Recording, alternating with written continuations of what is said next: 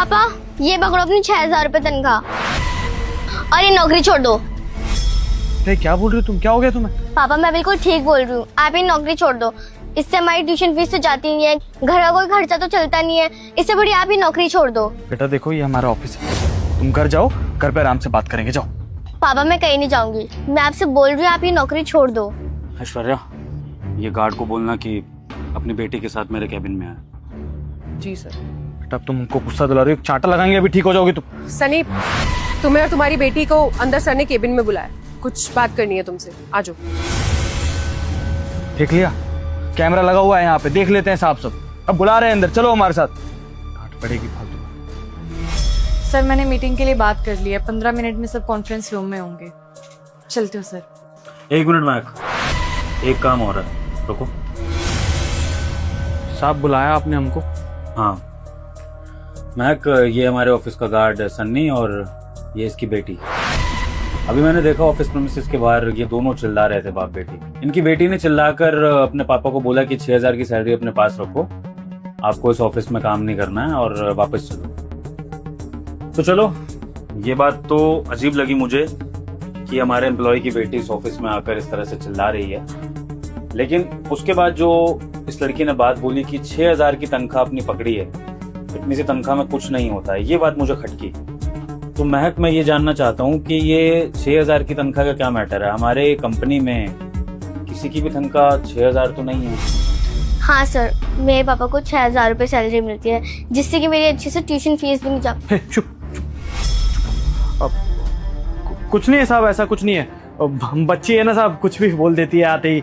अब चलो यहाँ से, चलो, ट्यूशन का वक्त हो रहा है तुम्हारे, चलो। 1 मिनट सन्नी, मैंने यहाँ पर तुम्हें जाने के लिए नहीं बुलाया, ये 6,000 वाले मैटर को क्लियर करने के लिए बुलाया। और जो बात तुम्हारी बेटी बोलना चाह रही है, तुम अपने मुंह से क्यों नहीं बोल रहे हो? क्या है 6,000 का मतलब? तुम्हें तुम्हारी तनख्वाह 6,000 ही मिल रही है? सच बताओ। साहब ऐसा कुछ भी नहीं है साहब, वो बच्ची है ना, छोड़िए ना आप। सर झूठ बोल रही है, सभी गार्ड की सैलरी 15,000 रुपए है और सबको सैलरी देती हूँ मैं, किसी ने कोई कंप्लेंट नहीं की, लेकिन यही पहला आया कंप्लेंट करने के लिए। सर मैं बताती हूँ हुआ क्या होगा। इसे सैलरी मैंने दी थी, अपने घर जाके इसने 6,000 बताए होंगे ताकि अपनी जेब में पैसे बचा सके, और वैसे भी इन गरीबों को अपने बच्चे भी बोझ ही लगते हैं। अच्छा, तो मतलब तुम इनको पूरी सैलरी देती हो, तुम ये कह रहे हो? सर ये तो कोई सवाल करने वाली बात ही नहीं बनती। आपको पता है मैं अपना काम कितना परफेक्ट तरीके से करती हूँ, कभी भी कोई कंप्लेंट नहीं आई है आपके पास मेरी।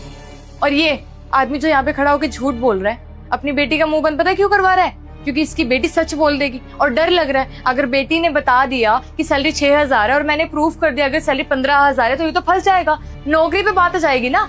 मैडम आप झूठ क्यों बोल रहे हो? मेरे पापा को हमेशा 6,000 रुपए सैलरी मिलती है 6 महीने से।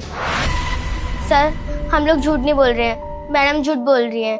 हमारे घर की परिस्थिति इतनी खराब है कि गर्मी में हमारे पास सिर्फ एक ही पंखा है, जिसमें हम लोग गुजारा भी नहीं कर पाते हैं, लेकिन मेरे पापा मुझे सच बोलने नहीं देते हैं। तुम्हें ज्यादा पता है? सर इसकी बेटी की बोलने का तरीका ही देख लो, कैसे संस्कार दिए हुए, तमीज भी नहीं, बड़ों से कैसे बात की जाती है। और झूठा तुम्हारा बाप है, मैं नहीं। पूरे पैसे देती हूँ, अपने बाप से पूछो कहाँ पैसे उड़ाता फिरता है, दूसरों पर इल्जाम लगाता फिरता है, खुद की तो कोई इमेज है नहीं, जिनकी है उनकी खराब करने पे तुला हुआ है। चलो कोई बात नहीं, अब ये सच झूठ का पता मुझे ही खुद लगाना पड़ेगा। लैपटॉप खोलते हैं एक बार महक, और रिकॉर्ड्स में देखते हैं कि हमारे ऑफिस के गार्ड को कितनी सैलरी जाती है। ठीक है ठीक है। तो महक, यहाँ पर मैं बहुत अच्छे से देख पा रहा हूँ कि पिछले 6 महीने से हमारे गार्ड को 15,000 की तनख्वाह रेगुलर जा रही है हर महीने। तो तुम तो 15,000 रुपये भेज रही हो, लेकिन ये 15,000 रुपये इनके पास पहुँच क्यों नहीं रहा? बेटा आप जवाब दोगे इस बात का कि अगर सैलरी 15,000 रुपये आपको क्रेडिट हो रही है तो फिर आपके घर में आ क्यों नहीं रही है? क्या प्रूफ है आपके पास कि 6,000 रुपये आता है? पापा आपने हमसे झूठ बोला, आपको सैलरी 15,000 रुपये मिलती है, लेकिन सर पापा तो हमें घर पर 6,000 रुपये देते हैं। पापा आप झूठ क्यों बोलते हो हमसे? सन्नी, इसका मतलब महक पे गलत इल्जाम लगाया जा रहा है। मेरी मैनेजर फ्रॉड नहीं कर रही है, तुम झूठ बोल रहे हो। तुम्हें 15,000 ही मिलती है, लेकिन तुमने अपने घर में झूठ बोल रखा है, यही मतलब है इस बात का? सर यही तो मैं आपको कह रही हूँ, झूठ बोला है इसने अपनी बेटी से। और इन गरीबों का सर एक ही फंडा होता है, पैसे जहाँ से मिले समेट के रख लो, क्योंकि गरीबी तो बचपन से देखी होती है, पैसा देख के पागल हो जाते हैं ये लोग। तो यही किया, बस पकड़ा गया है ये, अब पकड़ने के डर से डर रहा है, अपनी बेटी को कुछ बोलने नहीं दे रहा है आपके सामने। नहीं साहब, हमको हर महीना 6,000 रुपये तनख्वाही मिलती है, और हम आपसे ये बात छुपा भी सकते थे, लेकिन नौकरी भले चले जाए लेकिन अपनी बेटी की नजर में ना झूठा नहीं बन सकते साहब। ये आपकी मैनेजर मैडम, जब हम ज्वाइन किए थे ना, हमसे साइन कराई थी कि 15,000 रुपये महीना मिलेगा, लेकिन हर महीने हमको 6,000 रुपये देती है। पहले महीना दी, बोली कि तुम नए नए आए हो, ज्वाइनिंग किए हो, ट्रेनिंग हो रहा है, सिखाना पड़ेगा सब कुछ। सब कौन सा सिक्योरिटी गार्ड 6 महीने से सिर्फ काम सीखे जा रहा है और उसको सैलरी के नाम पे सिर्फ और सिर्फ 6,000 मिल रहे हैं। हम झेलते आ रहे हैं, जानते हैं क्यों? क्योंकि हमको लगता है कि हमें नौकरी से ना निकाल दें। दाल रोटी खा तो पाते हैं, पेट भर के सो तो जाते हैं, इसी चक्कर में नौकरी करनी पड़ रही है। नहीं तो मेम साहब को कब का जवाब दे दिया होता हमने, और आपको सच बता दिया होता। इसी वजह से नहीं बताया साहब। हमें पता चलता है साहब कि मैनेजर मैडम हमारा पैसा खा रही है, फ्रॉड कर रही हैं, लेकिन हम कभी बताया नहीं। आज अपनी बिटिया की नजर में झूठा बनने वाले थे, इसलिए आपके सामने सच बोल रहे हैं साहब। अब आपको नौकरी से निकालना है, जो करना है मैडम कर दीजिए, हम तैयार हैं। कितना बेशरम इंसान है। शर्म आती है अपने सीनियर के ऊपर झूठे इल्जाम लगाते हुए?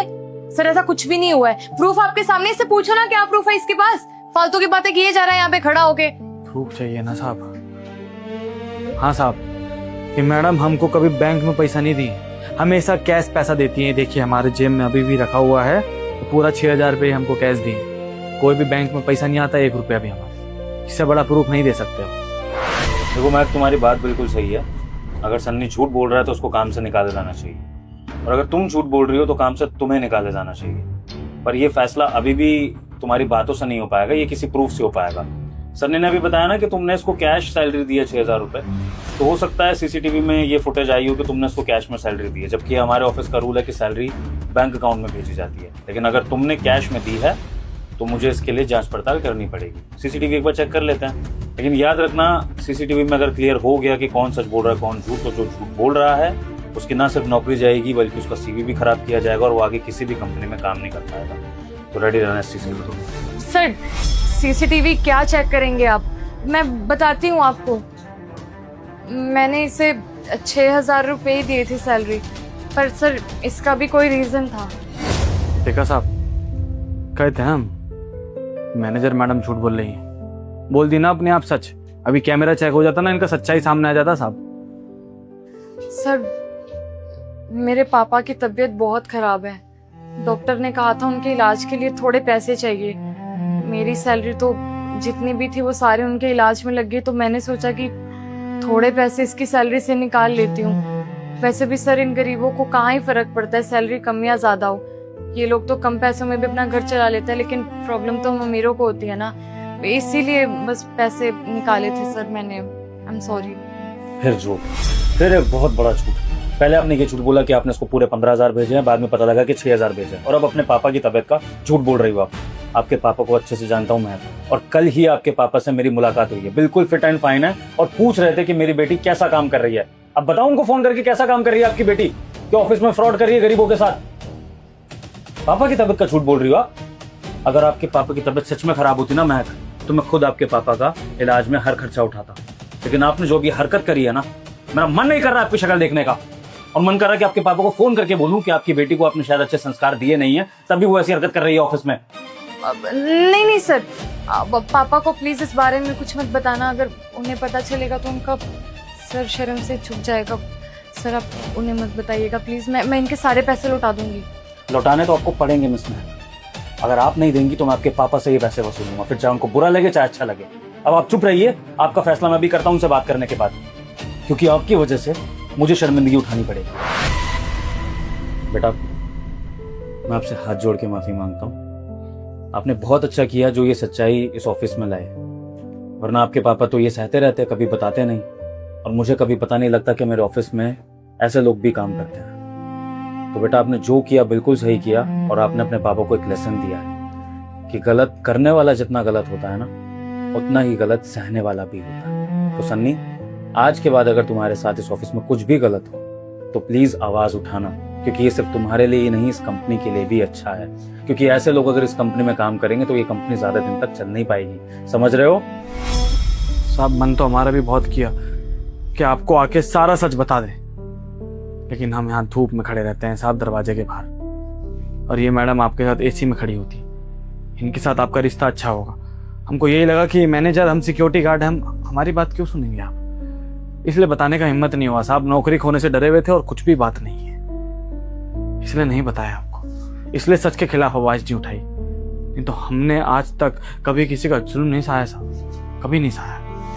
सन्नी, ये गलतफहमी अपने मन से निकाल दो कि मैं अपने ऑफिस के जो ऊपर के कोलीग्स हैं उनको फेवर करता हूँ और जो नीचे ग्राउंड लेवल पे काम कर रहे हैं उनके साथ भेदभाव करता हूँ। मेरे लिए सब बराबर है। जो ऑफिस के बाहर धूप में गार्ड काम कर रहा है वो भी, और जो मैनेजर मेरे ऑफिस को मैनेज कर रहा है वो भी। लेकिन शायद ये बात कुछ लोगों को समझ में आ नहीं रही है, तो ये समझाने के लिए मैं अब आपको मिस महक फायर कर रहा हूँ अभी के अभी।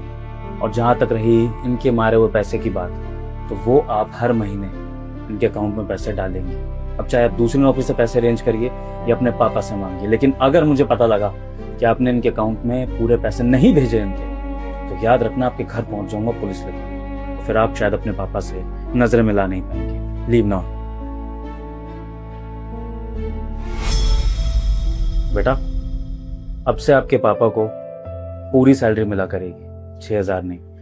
और इनफैक्ट आज से मैं आपके पापा की सैलरी पूरे 5,000 रुपए बढ़ा रहा हूँ। अब से आपके पापा की सैलरी होगी 20,000 रुपए महीना। जी सर। और हाँ, मैं ना कुछ पैसे आपके पापा के अकाउंट में भेज रहा हूँ ताकि वो आपकी ट्यूशन की फीस भर दें, आपको जो भी अच्छे कपड़े दिलाने हैं वो दिला दे, और घर का जितना भी खर्च नहीं कर पा रहे थे आप लोग वो भी मैनेज कर ले। ठीक है सन्नी? बहुत बहुत शुक्रिया आपका, आप हमारे लिए भगवान स्वरूप है साहब। हमारी बिटिया को पढ़ने का बहुत शौक है, तनख्वाह मिलेगी तो अच्छे से पढ़ा पाएंगे इसको। और माफ़ कीजिएगा, हम आपको बहुत बहुत गलत समझे, बहुत गलत समझे। धन्यवाद तुम्हारा भी कि तुमने इस बात को बाहर नहीं पहुंचाया, वरना मेरे ऑफिस की रेपुटेशन पर बात आ जाती। बट मैं प्रॉमिस कर रहा हूँ कि आगे से ऐसा किसी भी एम्प्लॉय के साथ नहीं होगा। अब से तुम्हारी या सबकी सैलरी मैं खुद अपने अकाउंट से भेजा करूँगा। ठीक है? चलें, ट्यूशन का समय हो रहा है, लेट हो जाओगी, चलो।